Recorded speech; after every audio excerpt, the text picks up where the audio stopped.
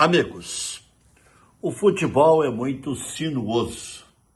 Hoje, meu horário de trabalho foi das 11 até as 3 da tarde. Boa parte do tempo, inclusive alguns colorados andavam irritados, falamos sobre o Grêmio. As contratações do Noriega, do Marcos Rocha, do Arthur, né? E eu projetando que com contratações e com o que o Grêmio já tinha, podia até pensar em Libertadores da América. Imediatamente o que eu ouvi na própria bancada, no debate, foi que é isso? Mas está delirando? Por que pode pensar até em vaga de Libertadores da América se o Grêmio já vai tomar uma chapuletada hoje? E eu fui firme, disse, não. Uma que não se sabe o que vai dar hoje. E outra que com um novo time vem novas perspectivas. O Grêmio só tem esta competição.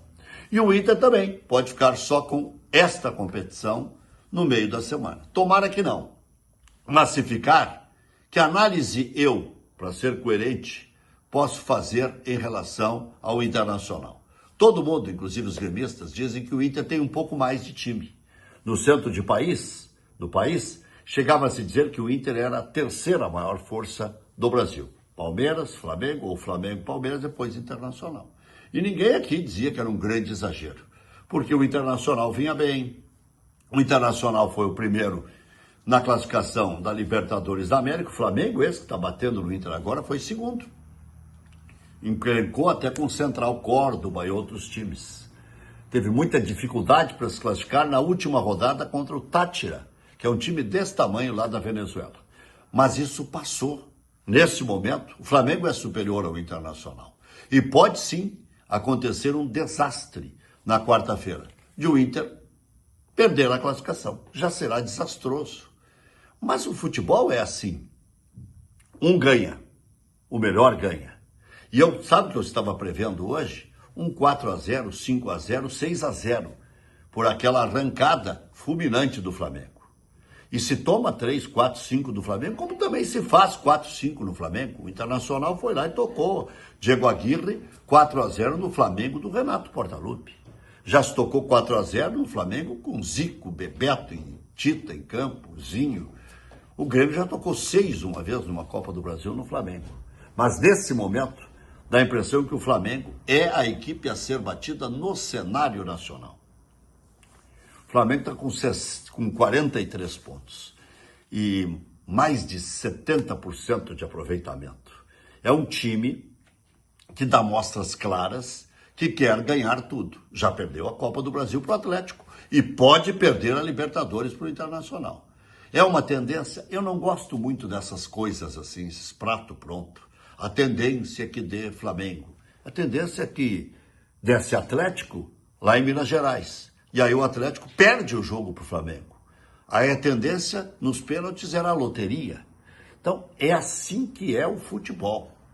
Por mais que se diga, mas agora o fulano se ferrou, o outro se ferrou. Aqui no Rio Grande do Sul nós estamos vivendo um da desgraça do outro. Recentemente, o Grêmio tinha um caminho fácil na Copa Sul-Americana. Eu mesmo disse, olha, isso aí é o caminho para chegar na Libertadores do ano que vem. O Grêmio perdeu para o Godoy Cruz a classificação, depois perdeu para a Aliança. Né? Na Copa do Brasil, o Grêmio perdeu para o CSA.